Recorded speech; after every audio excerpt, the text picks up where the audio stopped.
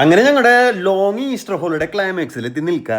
അപ്പോൾ ക്ലൈമാക്സ് കളറാക്കാന്ന് വെച്ച് റിയമോള് ബനാന എൻ്റെ ഡേറ്റ് കേക്ക് ഉണ്ടാക്കിൻ്റെ അതും കട്ടനും ജോൺസൺ മാഷിന്റെ സംഗീതം മനസ്സിൽ പാടി ഒരു പിടി അങ്ങോട്ട് പിടിക്കാന്ന് വിചാരിച്ചു. നല്ല ഒരു നീണ്ട മുടക്കിന് ശേഷം നാളെ ജോലിയും മക്കളുടെ രണ്ടാഴ്ചത്തെ ഹോളിഡേ കഴിഞ്ഞ് സ്കൂൾ തുറക്കുന്നതിൻ്റെയും ടെൻഷൻ്റെ ഇടയിൽ, അതായത് മലയാളത്തിൽ പറഞ്ഞ മടിയുടെ ഇടയിലാണ് ഞങ്ങളുടെ ഈ കലപരിപാടി. റിയമോള് കേക്ക് ഉണ്ടാക്കിയതല്ലേ, കേക്ക് മുറിക്കുക എന്നുള്ള ഏറ്റവും കഷ്ടപ്പെട്ട ജോലി ഞാൻ ഏറ്റെടുക്കാൻ തീരുമാനിച്ചു. മിസ്റ്റർ പോനിക്കര സ്റ്റൈലിൽ എല്ലാ ശക്തി എടുത്ത് വെട്ടി മുറിച്ച് കേക്ക് പീസാക്കി ഞാൻ കൊളാക്കി. അണ്ടിപ്പരിപ്പൊക്കെ വായിൽ വെച്ച് തന്ന് റൊമാൻറ്റിക് ആയി നിൽക്കുന്ന റിയമ്മോളുടെ മുഖമൊക്കെ ഉണ്ടല്ലോ പതൊക്കെ പോയി തുടങ്ങിയിട്ടാ. മിസ്റ്റേക്ക് പറ്റിയ പിന്നെ ക്ലാസ്, അത് പിന്നെ ഭർത്താക്കന്മാർക്ക് പ്രത്യേകിച്ച് പറഞ്ഞു തരേണ്ട കാര്യമില്ലല്ലോ.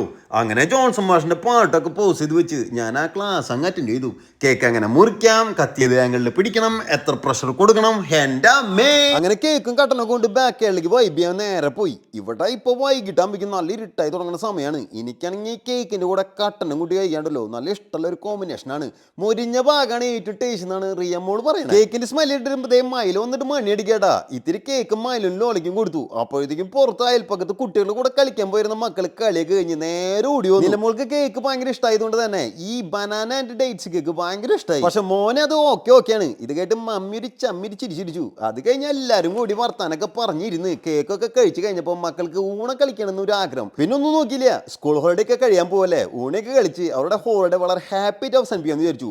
അങ്ങനെ കളിച്ചുകൊണ്ടിരിക്കുന്നതിൻ്റെ ഇടയിൽ ഞാൻ റിയമ്മോളുടെ കാർഡിലേക്കും റിയമ്മോൾ എൻ്റെ കാർഡിലേക്കൊക്കെ നോക്കി പിള്ളേരെ പറ്റിച്ച് ജയിക്കാന്ന് വിചാരിച്ചു. അങ്ങനെ ഞാൻ എത്തി നോക്കിയപ്പോഴൊക്കെ റിയമ്മോൾ എൻ്റെ കാലുമോ തട്ടണ കണ്ടിട്ടുണ്ടായിരുന്നു. അത് കണ്ടിട്ടുണ്ടല്ലോ, എന്നെ രക്ഷിക്കാൻ വേണ്ടിയിട്ടുണ്ടല്ലോ. റിയമ്മോള് കൈ തട്ടുമ്പോൾ ആ കൈ തട്ടി എന്നെ പ്രൊട്ടക്ട് ചെയ്യാൻ വേണ്ടിയിട്ട് വന്നിരിക്കുകയായിരുന്നു മൈലോ. അവസാനം നിലമോളാണ് ജയിച്ചത്. അവളുടെ സന്തോഷമൊക്കെ കണ്ട് തോറ്റാലും വേണ്ടിയില്ല ബാക്കിയുള്ള കേക്കൊക്കെ കഴിക്കാന്ന് വിചാരിച്ച് പോയപ്പോഴേക്കും എനിക്ക് എന്തെങ്കിലും ഇഷ്ടപ്പെട്ട സാധനം കഴിക്കാൻ തുടങ്ങിയാൽ നിർത്താൻ നല്ല ബുദ്ധിമുട്ടുള്ള ഒരു അസുഖം എനിക്കുണ്ടെന്ന് മനസ്സിലാക്കി റിയമ്മോളെ. ഇനി അതങ്ങ് എടുത്താ ഇടി കിട്ടുന്നു പറഞ്ഞാൽ എല്ലാം കൊണ്ടുപോയി ഫ്രിഡ്ജിൽ എടുത്ത് വെച്ചു. അപ്പൊ ഇനി ഓക്കെ, അടുത്ത വീഡിയോയിൽ കാണാം.